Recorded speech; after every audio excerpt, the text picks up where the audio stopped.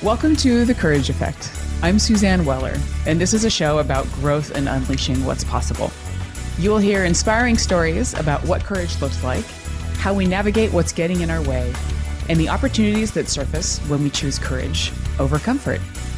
Let's get started. Hello, everybody. This is Suzanne Weller. Good morning, good afternoon, good evening, depending on where you are listening from.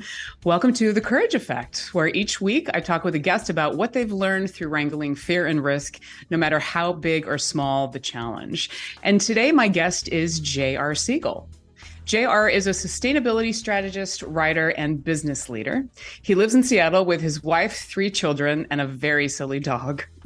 Professionally, he is the Senior Director of Product Innovation at HIG, a Series B sustainability SaaS company.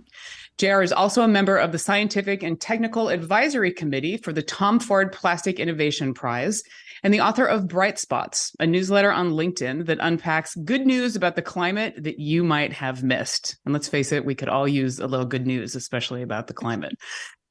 Previously, he spent 6 years working to build the sustainability organization at Amazon, and he's partnered with numerous organizations as a consultant and has lived, worked, and done research in both China and Bangladesh. JR, welcome to The Courage Effect. Thanks for having me, Suzanne. It's a pleasure to be here. It's great to see you and to hear you. Same. So obviously, when I read your bio, there's so much there about courage, which is what we're talking about today, because you have lived in various places. You are doing such important work around sustainability. I'd love for you to talk about how you define courage for yourself. Yeah, thanks. This was a really great prompt and something I thought a lot about. And for me, I kind of break courage down into the macro and the micro. So from like a macro context, for me, courage is about not settling for the status quo and trying something new, even when it could be a step backwards. So this is about leaning in where the outcome is unknown and could be high variance, could be better, could be worse. That tends to be things like changing career paths, moving to a place like Bangladesh, going to China, et cetera.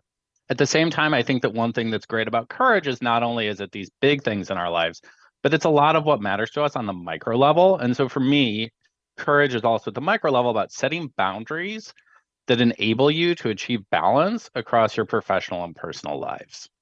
I really appreciate that you're calling out the smaller things that it takes to do it, because I think those are the things that get overlooked, especially with boundaries. And I know for you, because you are a very devoted father. So can you speak a little bit about that, how boundaries come into play in your life? Yeah, so I'll give you an example from today. So currently we're in busy season at my job, but today is the preschool ice cream social from 4 to 5. So I'm Nice. prioritizing going to the ice cream social, after which I'll come home and make a quick dinner. And then it's the first day of parent pitch baseball practice. So then about 45 minutes in between the two. But for me, it's always been about creating that boundary and prioritizing my family and knowing that work can wait. The ice cream social can't wait. The ice cream's going to melt, right? Like we go to the ice cream social or we don't. There's no maybe we'll do the ice cream social next Wednesday. That's not a viable option. Whereas the email can always wait, as can the Slack message. Yeah, ice cream is the priority. I love that. Well, and you also, when you talk about courage not settling for the status quo, I think that is something that can happen on a daily basis with your family and with work, where it's so easy to prioritize a meeting or an email and to not do that. So I do truly think that it takes courage to challenge that status quo. I think especially as a senior business leader. Yeah, absolutely. And I think that all the signals reward you for doing more and being more attentive, being faster, being more active. And so in your professional life, if all the positive signals are when you respond more quickly or show up for that meeting, you have to be very conscientious and thoughtful about breaking from that pattern. Yeah. Well, I'm curious, when you have broken from the pattern, are there specific things that you've done where you've stepped into courage that have been unexpected and really made a huge difference in your world? Yeah, I think for me, the thing that's been most important and that I keep reminding myself is to split the decision and feeling really great about trying something new or risking something and being okay with that outcome not being as good as I thought it could have been. So an example of this is I was part of the millions of folks who were part of the Great Recession. So I'd been in a great job for 6 or 7 years, was growing professionally, growing personally, really enjoying what we were doing at Amazon. But it was a pandemic, and I had a remote schooling kindergartner and another kid at home. And it was really clear to me that I couldn't be present for my family and do my job to the best of my ability. And so for me, that was courageous, knowing that I had to step back from my career for a moment and then not knowing when I was going to get back into the workforce or if that next job was going to fit what I wanted. I had spent a decade from what I wanted to get into sustainability until I actually got into a job that kind of fit those criteria for me. And so stepping away from that, having spent a decade trying to get there, was really hard. Yeah. Well, and I'm sure that when you did it, you probably also had people that were questioning your decision. Yeah, it was interesting. You get both. You get people who are questioning it, like my mother, like, how could you leave such a good job? Why could you do that? I don't understand. And on the other side, and I think this is where it's really interesting and where it was validating for me, where you get folks who say, boy, I really wish I had the courage to do that. I wish I could do that, but for whatever reason, there's something internally that's stopping me. I can relate to that. When I quit my job and took a 6 month sabbatical and sort of decided to blow my professional life up, I was amazed at how many people came out of the woodwork and were like, oh my God, I want to do that. Yeah, and what's fascinating is I found a couple of those folks I spoke with are still at the jobs they were that I guess it's almost 3 years ago, 2.5. Yeah. But, it's hard to see the bigger picture from the day to day because we very rarely kind of look up, right? So you're focused on the next meeting, that next Slack message, that next thing you want to get to, as opposed to your macro view. Yeah. So now looking back, so 3 years later, what did you learn? I learned a lot. One thing I learned is that it's easier kind of from a professional perspective to, get a job when you have a job, which is such cliche advice, but in my experience has tended to be true. Another thing that I learned is that pursuing your passions and things you're interested in, if you have patience, can lead to unexpected and interesting outcomes. So for me, I love to write. I've always loved to write. Ever since I was an undergrad, even before, I've always loved to write. And so when I was on my sabbatical, the way that I stayed involved was just writing. Just as you saw, I now have a newsletter on LinkedIn, but I just put stuff out into the ether. And it was one of these weak connections of a friend of my wife saw I had written something, which led to a couple conversations, which turned into some of the consulting I had done. And so I think just being open to a whole variety of possible selves and future outcomes was really key for me, and not being totally wedded to my next step has to be like a clear step up, whatever this ladder I have in my mind is. Yeah, because it's really a jungle gym, isn't it? It's totally a jungle gym. But the thing I think that is so interesting about that is everybody says it's a jungle gym, but implicit to that for me is so many people are like, well, yeah, it's a jungle gym for other people, but my jungle gym always goes up and to the right. 90% of people think they're in the top half of anything. So yeah, it's a jungle gym for those other folks. But me, I'm telling you, it's up and to the right. My jungle gym is just going to the top. There's none of this down, there's none of this sideways. And of course there is. But that takes a little bit of humility, which is helpful, but can be challenging. Well, and it's so poignant too, what you were talking about future selves, because it is that idea of when you open yourself up to those possibilities, who really knows what's possible, not just for what you're going to do professionally, but who you're going to be. Yeah, totally. And I don't think I even know what my best self is, what my potential is, what the things I'd be most kind of in flow doing would be. I have some guesses, but some of my past guesses have not been correct, right? It's hard to know unless you do. I'm curious, do you go through a certain practice or when you have those guesses? I remember at one point a friend of mine said I needed a rubric for saying no to things because I had started my business and I was saying yes to too much. So I'm curious, do you have a rubric for what you say yes to? It's a great question. I don't have a formal rubric. I'm not like a spreadsheet, put it in a rubric type of a person.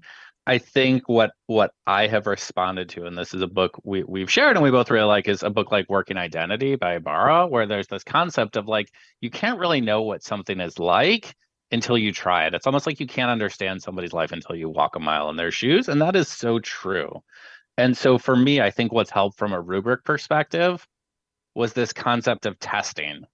Like I'm testing. So coming out of my sabbatical, I'm testing what it's like to do consulting on my own. Do I like that? Is that fulfilling? Is that serving my greater purpose? Or are the things that I thought were going to be really great about that, like maybe not real or maybe not as great as I had perceived them to be? Yeah. There is that. I mean, that one of the things I love so much about that book by Herminia Ibarra is that, the experimentation. How can we really embrace experimentation? And you seem to me like somebody that has really done that quite a bit in your larger professional career. Yeah, no, thank you for that. I think part of it again comes back to this idea of courage and just, not necessarily being okay with the status quo if you don't feel like you're doing, what you can do at your best. And so I guess while I don't have a rubric, I do have like these kinds of ways that I think about this across both personal and professional axes that I've started using recently that I really like. And so think of it almost maybe as a bullseye. Like in the middle is like love. That's like something that you love to do in your personal life as well as your professional life. Like you're in flow, you're loving your job, you have time for your family, your hobbies, you're in balance. Next is like. So that's something where like you like it. It's good. It's not perfect. The next layer, which isn't as good as can. Like, yeah, I can do that. I can project manage. Do I love it? Yeah. Am I great at it? Yeah, I'm okay. But I can do it. The next level is could, which is like you imagine this future of like, yeah, I could do that. Might not be the best. I could travel a lot for work. I'm not sure I would like to, but I guess I could. And then there's the can't or won't. Like I can't be an opera singer and I won't live in a different city than my family. And so every time I have a test, I try to see where do I think it falls on those axes. And then I try to recalibrate and figure out where it actually is based on where I thought it was be beforehand. I would love to dig in more about that test. I have a couple questions that I want to ask you, but before I do, we're going to go to a break. So for all of you out there, this is Suzanne Weller. This is The Courage Effect. I'm with J.R. Siegel. We will be right back.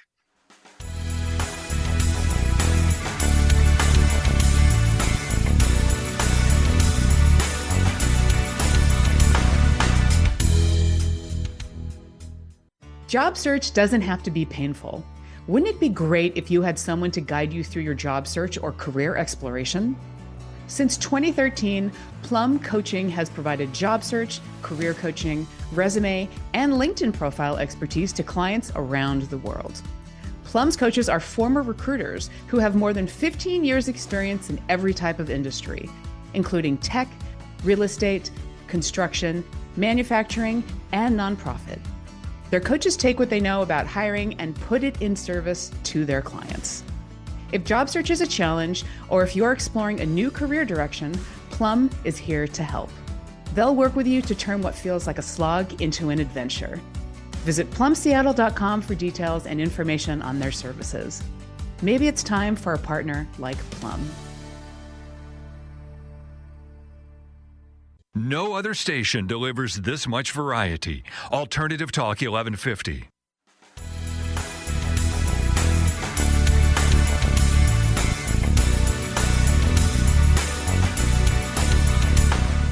Welcome back to The Courage Effect. This is Suzanne Weller, and my guest today is J.R. Siegel. And we are having a great conversation about can't, could, like love. Can you go back a second just around the structure? Because I do think it's really vital for us to think about what are the things that we like doing? What are the things that are nice to have in our life? What are the things that are must-haves versus what are the things that we're ready to maybe say no to, or we're definitively going to kick to the curb? So I'm curious if you can just sort of recap a little bit and let's dig in on that. Yeah, happy to recap. Yeah, so at the best level is like stuff that you love, right? So this is like Ching sent me high, you're in flow, like everything is just working, you're in balance. The next level is, you like. And so that's something that's good, but maybe it could be better. And then you kind of get into these middle layers that I think can be really, really dangerous around can, which is something I can do, I can tolerate. It's not great, but the unknown is scary, and so I'm going to stick with it. And then there's the could. And I think with could, it's something you can talk yourself into. And then the last level is this really stronger level of you can't or won't. So you have like this bright red line or this hard boundary. And what I think is so important about having a framework like this is that the goalposts always move in life. Like something that was on the verge of can't or could magically over the course of a year or 18 months professionally becomes something you like. It goes to can because you do it okay, and then it ends up in like, and then you stand back and you're like, how did I get here? How did I drift from where I wanted to be to where I am today? And I think it's not having a good sense of these different levels. Yeah. How do you know? How do you know?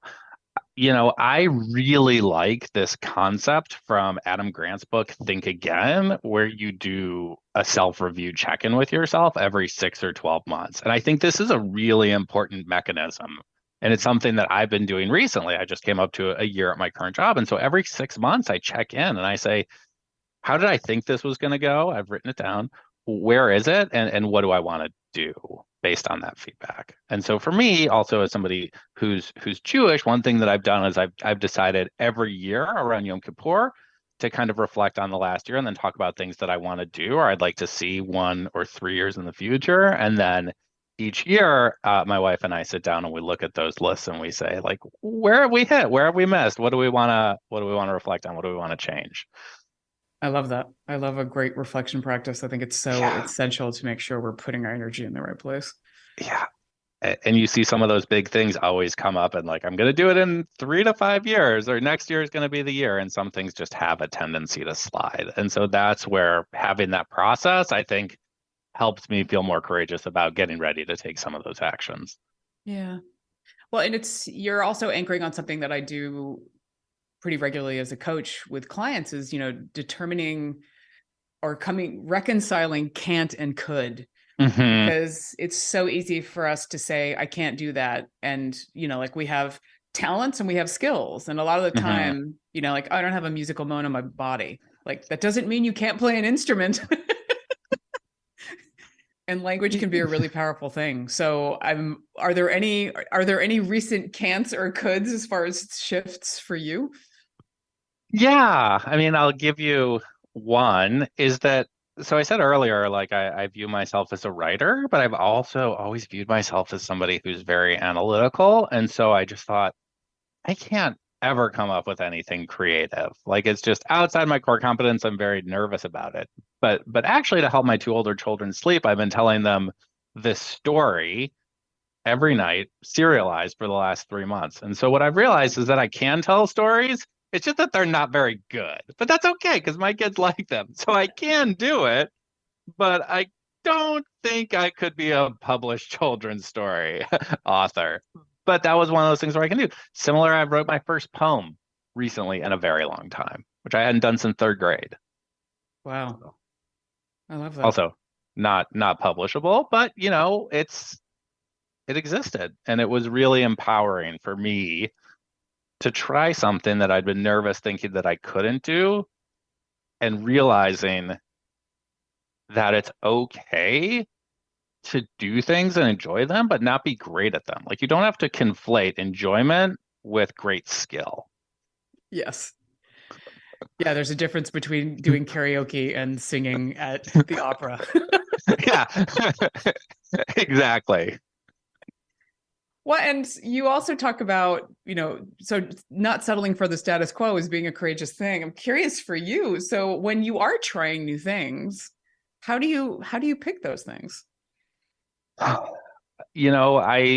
I tend to start with a hypothesis, kind of going back to those 2 axes of like, what do I think I really like to do, or what do I think my purpose is? And then once I kind of zone in on that area, then I try to do stuff. And so for me, like this current role is a great concept of an experiment. And so I've been in sustainability for a decade. I'm very passionate about it. I believe very much about trying to use my skills and capabilities to mitigate the worst impacts of climate. And one of my hypotheses is I can do this in my professional life. And so in this role, I'm trying a couple of things like, do I like working at a Series B startup? How do I like working in a small software company? How do I like being a leader at scale where I haven't been a leader at scale really in the past? And so I'm trying all those different things at the same time. And every few months, I'm thinking back of which ones of these are how I'd expected, which ones aren't. It's been interesting and challenging, definitely. Yeah. Well, I'm sure you're learning a lot through that process, though, because you're reconciling not only maybe what you want to do, but also maybe learning some new skills in the process. Absolutely. And understanding what are things that in the past were such a core part of my life, like places that have a lot of infrastructure, and like bristling at all the infrastructure. And why do we have so much process at this big company? It's so bureaucratic. And then you get to somewhere that's a startup and has no infrastructure. And you're like, well, it turns out I like infrastructure. I just wish I had a hand in creating some of it. So that's been interesting of just trying to calibrate, because we so anchor on our experience today that sometimes we over-index on the negative components of that or the things we don't think we like. Yeah. I'm curious with your job at Higgs, since you just hit your anniversary. Happy anniversary. Thank you. What are some of the courageous things that you've done there? Well, I'll give you a few things that I think are courageous. One is a very micro thing and quite personal, but it's actually had a big impact on my ability to be courageous at the macro level. And one of those things I did on the first of the year was turn off my self view in Zoom. And so it's a totally hybrid workplace. Actually, it's totally asynchronous. It's totally remote. And what's been great about turning off my camera is that it enables me to be more honest and courageous in my conversations. Because when I had my camera on, I was performing for myself. I spent my entire time on Zoom looking at myself, figuring out what my facial expression looked like. Was I engaged? Was I not engaged enough? And now when I'm talking to you with my camera off, I'm gesticulating with my hands. I have a pencil in one of my hands. I'm moving. I'm leaning back. And these are all these types of things that I would have been so self-conscious about in my previous context that I wouldn't be comfortable with having those harder conversations. And I'm having one right now about like, what's my edge? Like, what is the work I can do? And what is the work that I won't do? And so I'm really in the process of having that conversation with my management. It's been hard, but it's been a little bit easier because I don't have my camera on. So that's my big piece of advice to folks out there. Turn off your camera because I think it allows you to be more in the moment and more honest. Just imagine if you were at a coffee shop with your friends and while you were talking to your friend, you had a camera or like a mirror behind their head and you were like talking to them, but kind of looking at yourself. Like they'd be like, hey, jerk, you're here to focus on me. We're here to engage. We're not here for you to look at yourself in the mirror behind me. It's like, if you used to go to like a restaurant and there was a TV and somebody's staring at the TV. Yeah. I'll just ask them to switch seats. It's like, I don't want to be here while you're really just watching the TV. I want to be here with you. It's so interesting that you bring this up because it seems like such a small action. I mean, something that it doesn't really make a big impact. And it's so interesting that you noticed that you stopped performing for yourself and you stopped editing yourself at the same time. Totally. And what was cool about this one is that it's not one that other people need to know about. Like I'll tell folks about it, but it doesn't change our engagement right now from your perspective. Like you still see me just fine, but it really changes how I can engage with you and how I can be present and show up. Yeah. And everybody wins from that. Exactly. Yeah. I thank you for that. Guess what I'm going to be doing now? Gotta let me know how it goes. Yeah, I'm telling you, it's a real game changer. It's subtle, but it's been profound for me. Well, and it is the whole idea of, I mean, when we're in all remote work environments, there is that challenge, and making sure that we can be as present as possible. And also, I know that the cognitive load is heavier when we're also forcing ourselves to look at ourselves. Totally, totally. And I, in my work and with my colleagues, like I need them to trust me. I want to be trusted and be a good sounding board and give people the best advice and show up and give them the best that I can. And I couldn't do that when I had this performative component of my engagement with others. And so it wasn't fair to them either. Well, thank you for that. So everybody who's listening to this, bonus points if you turn off your self view or hide your self view moving forward. But I like that. I like that as an experimentation to try it and see what happens. That's great. Totally. So as we wrap up our conversation, JR, thank you so much for being here. I'd love for you to share with our listeners what's the best place for them to get in touch with you. Yeah, so the best place to get in touch with me is on LinkedIn. I'm relatively active, and so it's just my name at LinkedIn.